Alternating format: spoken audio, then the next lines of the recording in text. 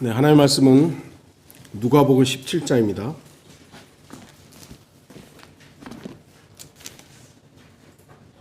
누가복음 17장 34절에서 36절입니다.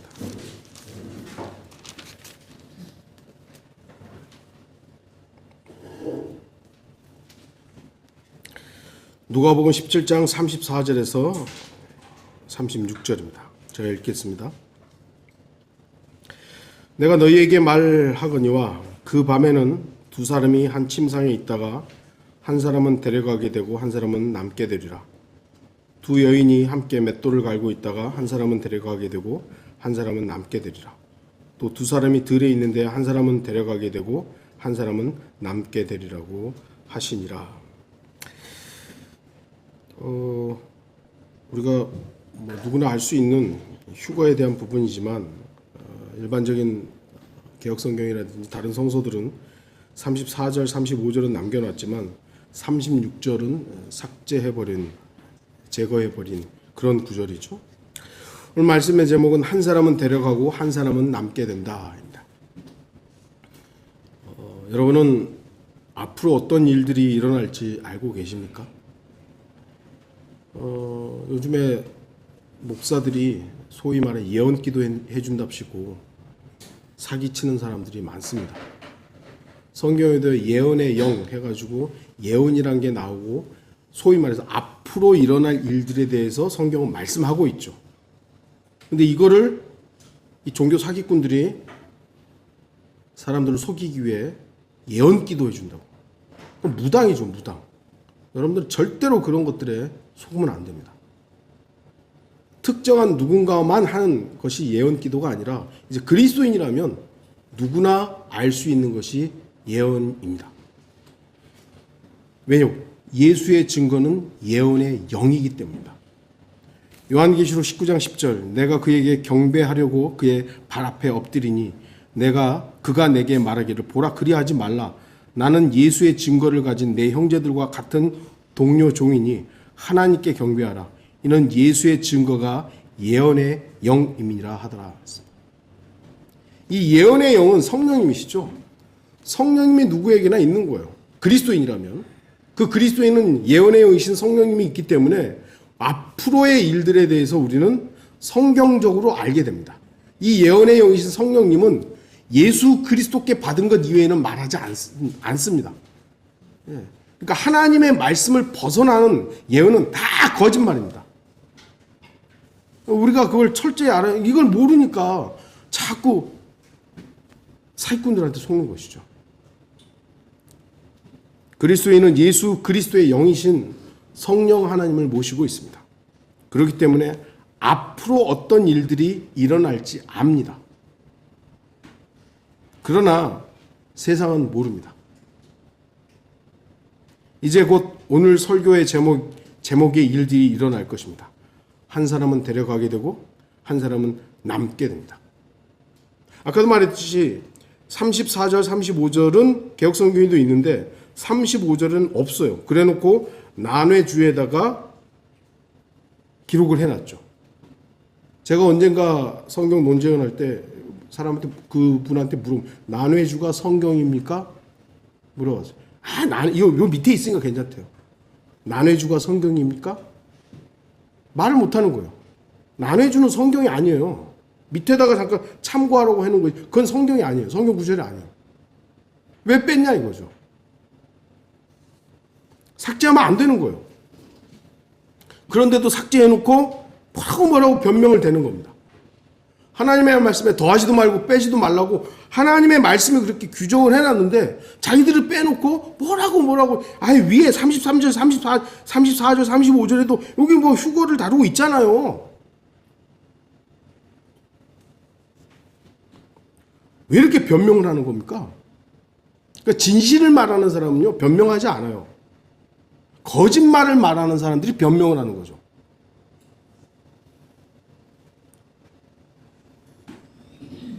오늘 본문에 있는 누가복음 17장 36절은 누가 보아도 휴거를 말하는 구절임에도 불구하고 성경 파괴자들은 이 구절을 거부하고 오히려 삭제하는 것이 맞다고 합니다. 그러면서도 성경을 믿는다고 거짓말하는 거죠. 브루스 매치거라는 신학자가 아주 유명합니다. 이 사람이 뭐라 그러냐면 이 본문이 우연히 생략되었을 가능성이 있을지라도 우연히 빠졌다 이거죠. 더 짧은 본문을 지지하는 비중 있는 사본들의 권위를 고려할 때 없어도 된다 이거죠. 더 비중 있는 사본들이 여러분들 공부하셔서 알겠어요. 알렉산드리아 사본, 바티칸 사본, 가톨릭 사본들이 더 비중이 있고 더 권위가 있다 이겁니다. 그러니까 친카톨릭화되어 있는 학자들이에요. 그러면서 본문이 없어도 상관없다. 아, 위에 있잖냐고.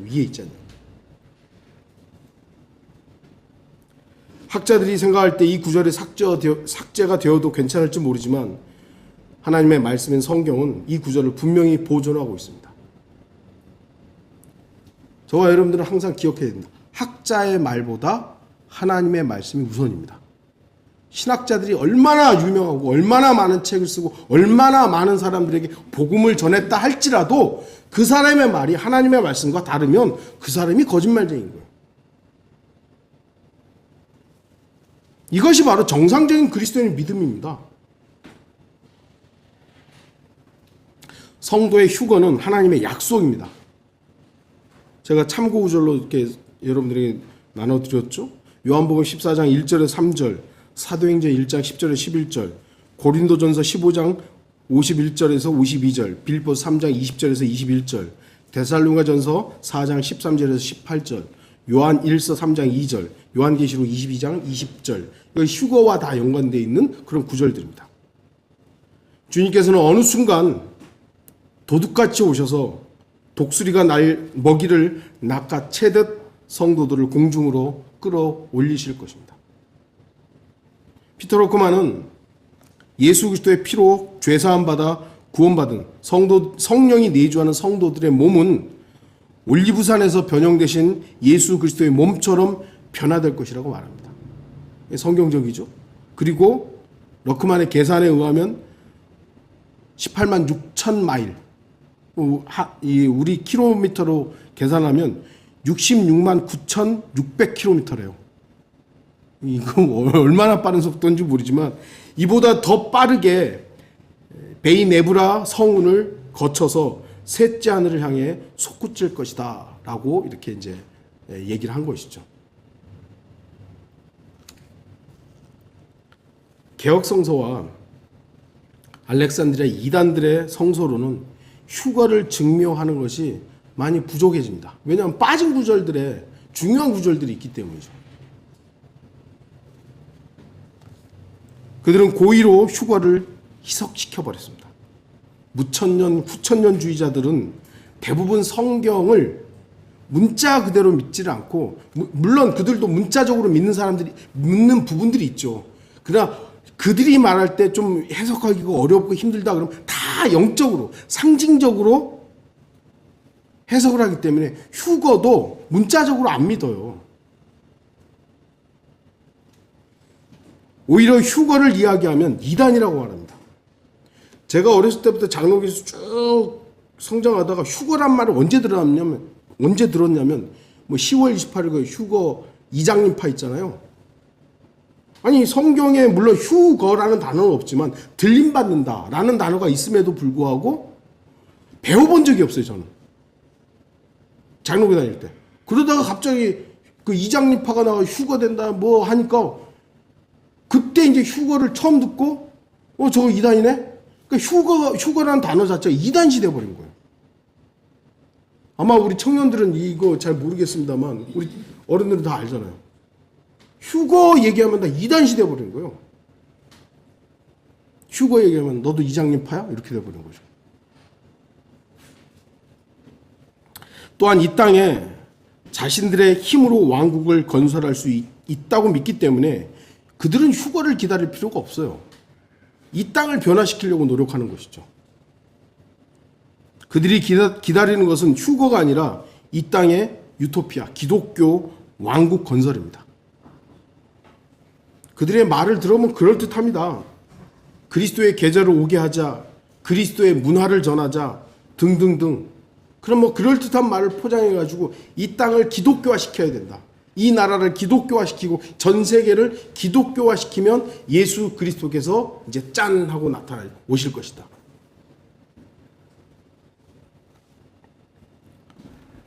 그러나 이제 곧 아무도 예상치 못했던 일들이 발생할 것입니다. 한 사람은 데려가게 되고 한 사람은 남게 될 것입니다. 가톨릭 주교가 뭐라고 하든 교황이 뭐라고 하든 목사들이 무당짓을 하든 말든 이제 곧 세상 사람들이 전혀 예상하지 못했던 일들이 일어날 것입니다. 이건 제 말이 아니라 성경이 말씀하시는 분명한 진리입니다. 오늘 본문은 예수 그리스도께서 자신의 재림과 관련해서 예언하신 내용입니다. 우리는 오늘 본문 속에서 예수 그리스도의 재림의 임박함을 다시 한번 살펴보고 주님의 재림에 대한 준비와 그리스도인에게 일어날 휴거에 대한 소망을 다시 한번 인식하는 시간이 되기를 바랍니다. 마태복음은 천국 복음을 다루고 있습니다. 그렇기 때문에 그 종교 지도자들이 그 질문할 때도 천국에 대해서 질문을 합니다. 그러나 오늘 본문은 천국이 아닌 하나님의 나라, 하나님의 왕국에 대한 질문입니다. 거의 대부분의 학자들은 천국과 하나님의 나라는 같은 거다 라고 믿고 가르칩니다. 하지만 천국과 하나님의 나라는 같지 않습니다. 오늘 본문이 마태복음 24장과 비슷한 내용을 담고 있기 때문에 사람들은 천국과 하나님의 나라 같다라는 것들로 많이 인용을 합니다. 하지만 비슷할 뿐 같지 않습니다. 오히려 마태복음 24장은 누가복음 21장과 관련이 있습니다. 오늘 본문을 주의 깊게 읽어보십시오. 바리새인들도 하나님의 나라에 관해 관심이 있었습니다. 심지어는 바리새인들도 천국과 하나님의 나라가 좀 구분을 조금이라도 했던 것이죠. 그래서 주님께 질문합니다. 그러나 그들은 언제에 대해서만 관심이 있었습니다. 오늘날 대부분의 기독교인들도 조금 이제 성경 믿는다고 하는 사람들도 대부분 제가 언젠가 설교했었죠. 언제에 대해서 언제 구원받았습니까? 언제 오십니까? 언제에 관심이 많습니다. 그럼에도 하나님의 나라는 로마서 14장 17절의 말씀처럼 하나님의 나라는 먹고 마시는 것이 아니라 다만 성령 안에서 의와 화평과 기쁨이라. 하나님의 나라는 영적인 나라예요. 그렇기 때문에 물질적인 천국과는 다릅니다. 그래서 언제라는 시간적인 요소가 하나님의 나라에는 필요 없어요. 그러나 바리새인들은 영적 나라를 물질적인 천국과 혼동을 했던 것이죠. 그래서 예수 그리스도께서는 하나님의 나라는 볼 수 있게 오는 것이 아니니라 그런 것이요. 천국은 아버지의 나라가 이 땅에 임하는 거잖아요. 쉽게 해서 볼 수 있게 열리는 것이 천국이에요. 그러나 하나님의 나라는 볼 수 있게 오는 것이 아닙니다. 그러면서 하나님의 나라는 너희 안에 있기 때문이라 그런 겁니다. 하나님의 나라는 사람 안에 있는 거예요. 물론 여기서 너희라고 말씀했을 때 너희는 바리새인들을 말하는 건 아니죠. 너희란 하나님의 왕국 백성인 이스라엘 백성들과 예수 그리스도의 제자들을 말했던 것입니다. 그러니까 예수 그리스도를 믿는 사람들에게는 이 하나님의 나라가 안에 있는 겁니다. 그러나 천국은 안에 있는 게 아니에요. 밖에 펼쳐지는 것이지. 이 구분을 해야 되는데 못합니다. 마태복음 24장 3절 주께서 올리브산 위에 앉으셨을 때 제자들이 조용히 나와서 말씀드리기를 언제 이런 일이 있겠으며 주께서 오실 표적과 세상 끝의 표적이 어떤 것인지 우리에게 말씀하여 주소서. 이 말씀은 마태복음 24장이죠. 이 말씀은 올리브산에 앉으셨을 때 제자들에게 하신 말씀입니다. 그들도 언제에 대해서 관심이 많았습니다. 언제 이런 일이 있습니까? 그러나 주님께서는 누가복음에서 바리새인들에게 보이셨던 반응과는 다르게 말씀을 합니다. 왜냐하면 마태복음 24장 1절에서 2절을 보면 내용이 대환란을 다루고 있기 때문입니다. 제자들은 대환란에 대해서 언제를 질문하고 있었습니다. 대환란의 시기를 묻는 제자들에게 주님께서는 그저 시대의 표적들과 사람들의 행위를 말씀하셨던 것입니다. 이제 주님께서는 영적인 하나님의 나라를 물질적인 나라로 왕국으로 착각하는 바리새인들에게 하나님의 나라를 설명하신 후 그날 곧 인자의 날을 말씀하십니다. 구약 성경은 그날, the day, that day 라고 이런 단어에 대해서 많은 단서를, 그날이 어떤 날인가에 대해서 많은 단서를 주고 있습니다. 수많은 구절들이 그 날이 어떤 날인지 명백하게 제시합니다. 그 날이란 바로 주님의 재림의 날입니다. 그 날은 대환란과 재림과 천년왕국을 모두 포함하는 인자의 날을 말합니다. 그러나 주님께서는 그날, 곧 재림의 날, 그리고 천국을 언급하시지만 자신의 십자가를 먼저 제시하신 것입니다. 누가복음 17장 25절, 그러나 먼저 그는 많은 고난을 받아야 하며 이 세대에게는 버림을 받아야만 하리라.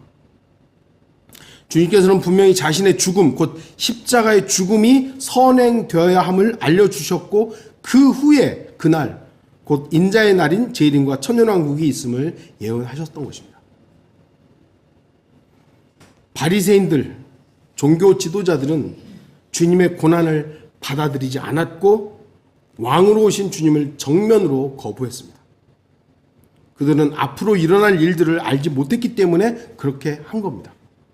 앞으로 어떤 일들이 일어날 것인지 성경에서 예언했던, 구약에서 예언했던 것을 믿었다면 예수 그리스도께서 자신을 왕으로 왔지만 그 앞서 고난이 있을 것이라고 예언했을 때 아멘 했을 것인데, 그거를 구약에 예언했던 걸 안 믿었기 때문에, 앞으로 일어날 일들에 대해서 믿지 않았기 때문에 그들이 오히려 예수 그리스도를 죽이는 일들에 앞장섰던 것입니다. 오늘날도 수많은 사람들이 죄를 짓고 어리석은 일들을 하는 이유는 자신에게 앞으로 어떤 일들이 일어날지 모르기 때문입니다. 다들 죽는다는 사실을 알잖아요. 그런데 지금은 아니라고 다 생각하는 거예요. 지금은. 앞으로 자기가 죽고 나서 어떤 일들이 펼쳐질 것인가 막연하게 생각하는 거예요. 성경은 분명히 제시했잖아요. 어떤 사람은 믿지 않은 사람은 지옥에 가는 것이고, 믿은 사람은 하나님의 아들들이 돼서 영생을 누릴 것이다. 이것이 성경이 명백하게 제시한 인간의 미래인데, 그걸 안 믿으니까 자기 마음대로 사는 것이에요. 저와 여러분은 앞으로 어떤 일들이 일어날지 알고 있습니다. 그렇기 때문에 세상과 일치하지 않고 세상의 마음을 빼앗기지 않으며 죄로부터 단절하려 하고 육신을 쫓지 않으려 하는 것입니다. 그리고 육신을 죽은 것으로 여기며 사는 것입니다. 왜죠? 어느 순간 휴거가 있을 것이고 예수 그리스도께서 다시 오실 것이고 그 뒤에는 심판이 있다는 것을 알기 때문에 우리가 함부로 막 살지 않는 겁니다. 왜 주님께서 다시 오셔야 합니까? 거짓말쟁이들 때문입니다. 23절 보십시오. 그들이 너희에게 말하기를 여기를 보라 또는 저기를 보라고 하더라도 그들을 쫓아가지도 말고 그들을 따르지도 말라. 어떤 사람들은 주님이 이미 오셨다고 말합니다. 이미 주님은 오셨다. 또 어떤 사람들은 예수 그리스도의 재림은 실제적으로 몸을 입고 오는 것이 아니라 영적인 것이다. 또 어떤 사람들은 아까도 말했듯이 어떤 사람들은 이 땅이 기독교화되면 그 후에 오신다. 또 어떤 사람들은 심지어는 자기가 그리스도다. 모두 거짓말이죠. 이러한 인간들의 사악한 거짓말을 격파하시기 위해서 주님께서는 오실 것입니다. 너네 다 거짓말쟁이야. 주님께서 왜 오셔야 됩니까? 주님 자신의 약속 때문입니다. 요한계시록 22장 7절, 12절, 20절 보라 내가 속히 오리라. 이 책의 예언의 말씀들을 지키는 자는 복이 있도다 라고 하더라. 보라 내가 속히 오리니 내가 줄 상이 내게 있어 각 사람에게 그의 행위에 따라 주리라. 이런 일들을 증거하신 분이 말씀하시기를 반드시 내가 속히 오리라 하시니라. 아멘. 그러합니다. 주 예수여 오시옵소서. 주님께서 이렇게 약속을 하고 가셨잖아요. 그렇기 때문에 자신의 약속을 성취하기 위해서 오셔야 되는 겁니다. 그러나 재림 직전의 모습은 성경에 분명하게 말씀합니다. 오늘 본문에는 그날 인자의 날을 노아의 날과 롯의 날과 같다고 말씀합니다. 26절 27절 보시면 노아의 날들에 일어났던 것 같이 인자의 날들에도 그러하리라. 노아가 방주에 들어가던 날까지 그들은 먹고 마시고 장가가고 시집가고 하였으나 홍수가 나서 그들을 다 진멸시켰느니라. 창세기 6장을 보면 노아의 날들이 어떠했는지 알 수 있습니다. 성경은 홍수가 부분적으로만 일어났다고 말씀하지 않습니다. 전 세계를 뒤엎었다고 말씀합니다. 방주에 탄 사람 빼고는 다 진멸된 겁니다. 그러니까 과학자들이 뭐 몇 억 년 뭐 해가지고 막 얘기를 하는데 그 자기들이 측정할 수 있는 연대 측정으로 했는데 생뚱맞은 것들이 되게 많이 나오거든요. 근데 그런 것들은 잘 언급을 안 해요. 예. 왜 그들이 측정하는 연대와 상관없는 유물들이 소위 말해서 땅속에서 나오느냐? 노아의 홍수 때 다 수장돼 버린 거거든요. 하나님께서 다 물로 압축을 시켜버린 거예요. 그러니까 자기들이 소위 말하는 과학자들이 설명할 수 없는 연대에서 뭐 이상한 것들이 나오는 겁니다. 누가복음 17장 28절 29절 그것은 또한 롯의 날들에 일어났던 것과 마찬가지라. 그들은 먹고 마시고 사고 팔고 심고 건축하였으나 롯이 소돔에서 나가던 날 하늘에서 불과 유황이 비오듯 하여 그들 모두를 진멸시켰느니라. 창세기 19장을 보면 롯의 날들이 어떠했는지 알 수 있죠. 이 시대가 악하고 악해서 오늘날도 이러한 일들이 반복되고 있고 벌어지고 있죠. 이제는 더 이상 동성애자들을 비난하면 이제는 법으로 저촉받게 돼 있잖아요. 예전에는 동성애자들이 자기가 동성애자라는 걸 밝히지도 못했고 피해 다녀요. 왜냐하면 병적으로 잘못된 죄니까요. 근데 이제는 그거를 지적하면 지적한 사람이 감옥에 가야 돼요. 이런 시대가 돼 있어요. 우상숭배. 여러분 우상숭배가 뭐가 우상숭배입니까? 성경에 골로새서 3장 5절에 정확하게 나와 있어요. 탐심은 우상숭배예요. 탐심. 욕심이죠, 욕심. 하나님께서 인간들에게 기본적으로 주신 욕구들이 있어요. 잠을 자야 하고 또 먹고 싶고 쉬고 싶고 뭐 성적인 부분에서도 기본적으로 하나님께서 인간에게 허락하신 그 기본들이 있어요. 우리는 모든 것을 만족하잖아. 하나님께 주신 것에 감사하고. 그런데 더 갖고자 하는 것에 대해 기본적으로 하나님께서 허락하신 만큼의 분량이 있어요. 우리가 만약에 다 만족하고 나태해집니다. 아무것도 안 하려고. 이걸로 됐지 뭐. 이걸로 됐지. 그런데 하나님께서는 우리에게 기본적으로 더 갖고자 하는 욕구들을 허락하신 거예요. 그래서 우리는 열심히 일을 해요. 그런데 이게 이제 더 탐심으로, 욕망으로, 욕심으로 발전하는 것이 문제죠. 그래서 우리 그리스도인들은 절제라는 걸 하는 거예요. 절제라는 걸. 하나님께서 모든 걸 주신 것에 대해 감사하고 만족하는데 이것으로 감사하고 감사합니다 하는데 이게 나태함으로 가지 않도록 해야 되는 겁니다. 그게 하나님께서 주신 우리의 의지라든지 뭐라 그럴까요? 욕망이라든지 이런 것들을 허락하신 부분들이에요. 근데 이거를 넘어서는 것, 이게 바로 우상숭배입니다. 일을 했어요. 열심히 일을 했는데 나에게 월급이 예를 들어 100만 원이 딱 책정이 돼 있어요. 받는 거 감사하죠. 감사해요. 근데 여기에 딱 안주해버리고 난 100만 원만 받아도 돼. 하면 발전이 없잖아요. 그래서 더 열심히 해서 200만 원을 받겠다라는 그 마음을 가지고 일해야 되는 거예요. 그건 하나님께서 우리에게 그걸 욕심이라고 한 게 아니에요. 그런데 막 나는 이걸 더 벌어서 주식 투자하고 뭐 해서 나는 갑자기 1000만 원 벌어야지? 이게 문제인 거예요. 이건 욕심이죠. 탐심이죠. 이 시대가 바로 이 탐심을 조장하는 시대입니다. 이 우상 숭배를 하라고 계속 젊은이들한테 주식 투자하라고 뭐라죠? 코인 하라고 막 다 뭐 코인에서 딴 사람도 있죠. 100에 한두 명. 나머지들은 다 뭐예요? 탐심 때문에 망하는 거예요. 이 시대는 죄를 죄라고 말하지 않고 계속 부추기는 시대죠.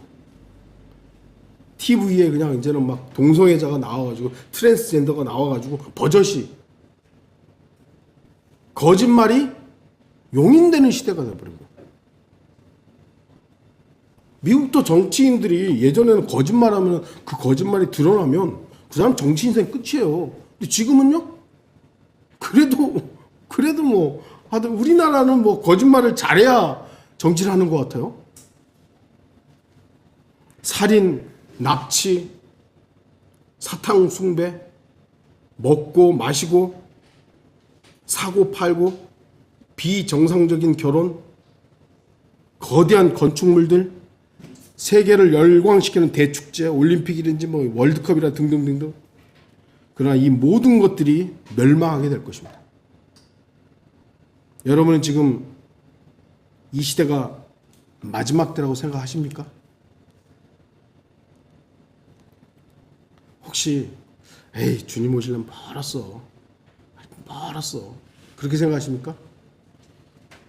뭐 개인적인 차이는 있을 수 있겠습니다만 목자로서 저는 주님의 오심이 그렇게 저 멀리 있다고 생각하지는 않습니다. 물론 저도 뭐 우리 청년들 이제 제 큰아들이 태어나기 전부터 주님 곧 오신다. 결혼을 했어요.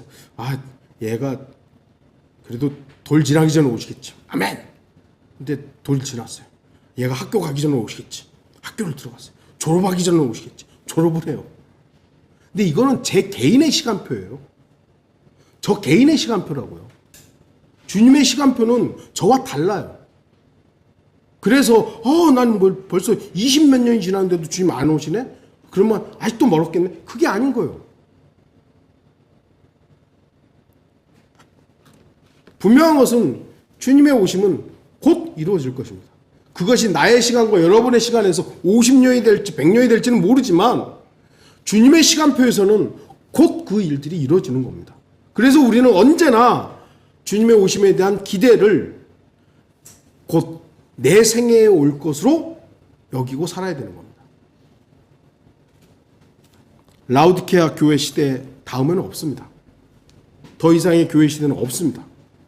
우리는 현재 교회 시대의 마지막 중에 마지막을 살고 있습니다. 누가 올라가고 누가 남습니까? 오늘 본문의 교리적인 적용은 환난 성도예요.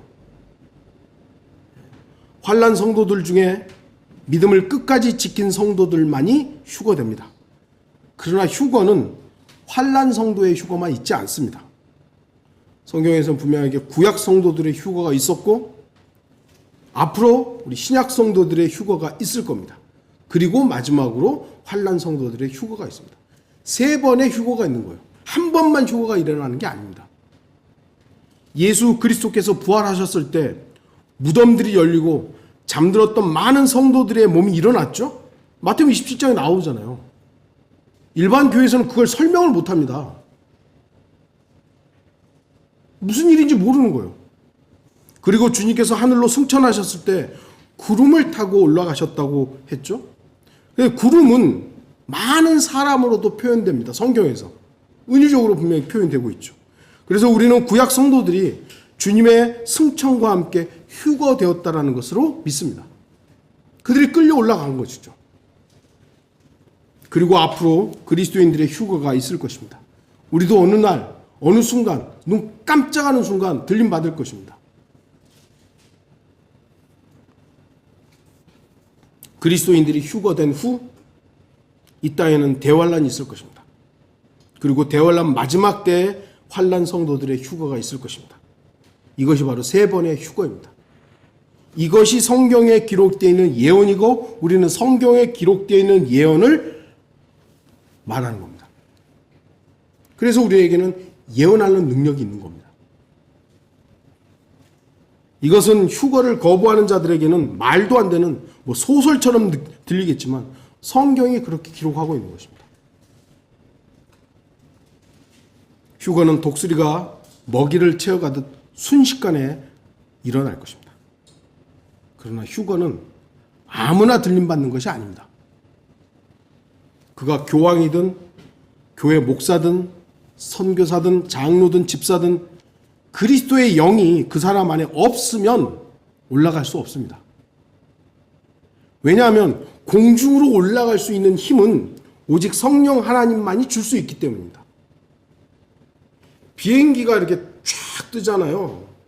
그 거대한 쇳덩어리가 뜨는데 양력과 부력과 여러 가지가 있습니다만 어쨌든 엔진이 쫙 하고 힘을 쏟아내야 쫙 뜰 거 아닙니까? 우리가 하늘로 올라가는데 뭐가 이렇게 내가 아무리 깡충깡충 뛰어봐야 몇십 센치 못 뛰어 오르잖아요. 근데 이게 하늘로 올라가려면 그만한 어마어마한 힘이 있어야 되는 겁니다. 그 힘을 누가 주는 겁니까?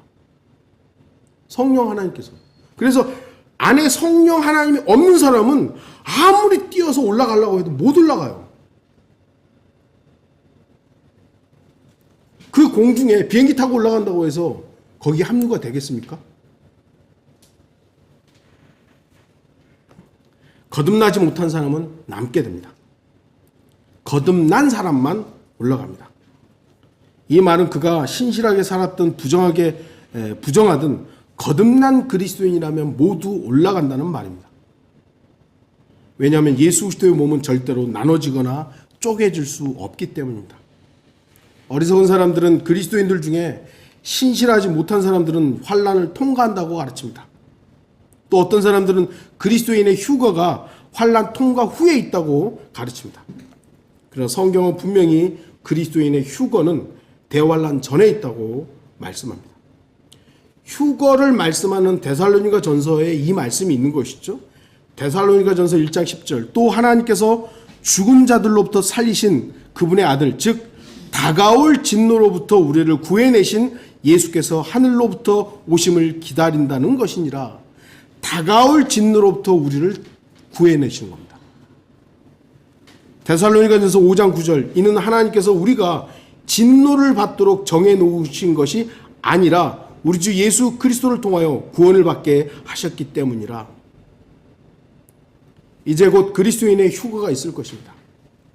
이 일이 언제 일어날지는 모르지만 반드시 일어날 것임을 그리스도인들은 하나님의 약속의 말씀을 통해 분명히 확신해야 합니다.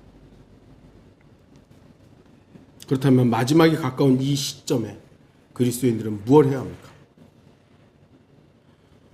노아의 날에 세상 사람들이 추구했던 것을 버려야 합니다. 노새 날의 사람들처럼 살아서는 안 됩니다. 왜냐하면 그 모든 것들이 결국 진멸되었기 때문입니다. 롯의 아내를 기억해야 합니다. 미국의 정치인이었던 웹스터라는 분이 있습니다. 이분은 그리스도인인데요. 어떤 사람이 질문을 합니다. 당신의 생애에 있어서 당신을 항상 정직하게 만들었던 것은 어떤 것입니까? 이 웹스터라는 분이 굉장히 정직하게 정치를 하고 살았던 것이죠. 그래서 이런 질문을 한 겁니다. 그러자 그는 이렇게 대답을 합니다. 언젠가 하나님 앞에서 계산을 해야 한다고 생각하며 살았습니다. 언젠가 하나님을 만나 하나님 앞에서 자신이 계산을 해야 된다는 그 생각으로 살았기 때문에 자신이 정직하게 살 수밖에 없었다는 것이죠. 웹스터는 그리스도의 심판석을 잊지 않았던 것입니다. 항상 주님을 만날 준비를 하고 있었던 것입니다. 이제 곧 그리스도인의 휴거가 있을 것입니다. 그리스도인은 곧 주님을 만난다는 사실을 기억하며 살아야 됩니다. 세상 사람들은 무슨 일이 일어날지 모르지만 저와 여러분은 압니다. 구원받은 모든 그리스도인은 같은 날, 같은 시간, 같은 장소로 휴거될 것입니다. 그러나 어쩌면 기쁨에 가득 찬 얼굴이 아닌 창백한 얼굴로 올라가는 형제나 자매가 있을지도 모릅니다. 왜냐하면 주님을 만날 준비가 전혀 되어 있지 않았고 노아의 때 사람들처럼 노세 때 사람들처럼 이 세상을 즐기며 살다가 겨우 구원만 받았기 때문일 것입니다. 고린도전서 3장 15절 만일 어떤 사람의 일한 것이 불타버리면 그는 손해를 당하리라. 그러나 그 사람은 구원을 받게 되지만 불에 의해서인 것처럼 그렇게 되리라. 과연 그리스도인이 휴거되는 날 누가 올라갈지 우리는 알 것입니다. 물론 남은 자들은 불행한 사람들입니다. 그러나 들려 올라가는 순간 우리는 롯의 아내처럼 뒤를 돌아볼 이유가 하나도 없어야 합니다. 왜냐하면 이 땅은 불로 사르려고 간수되어졌기 때문입니다. 베드로후서 3장 7절 그러나 현재 있는 하늘들과 땅은 그 동일한 말씀으로 보존되어 있으니 경건치 아니한 자들의 심판과 멸망의 날에 불사르려고 간수되어진 것이니라. 결론을 맺겠습니다.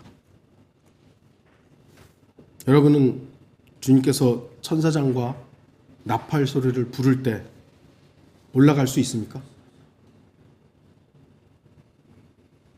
여러분이 구원받은 거듭난 그리스도인이라면 여러분의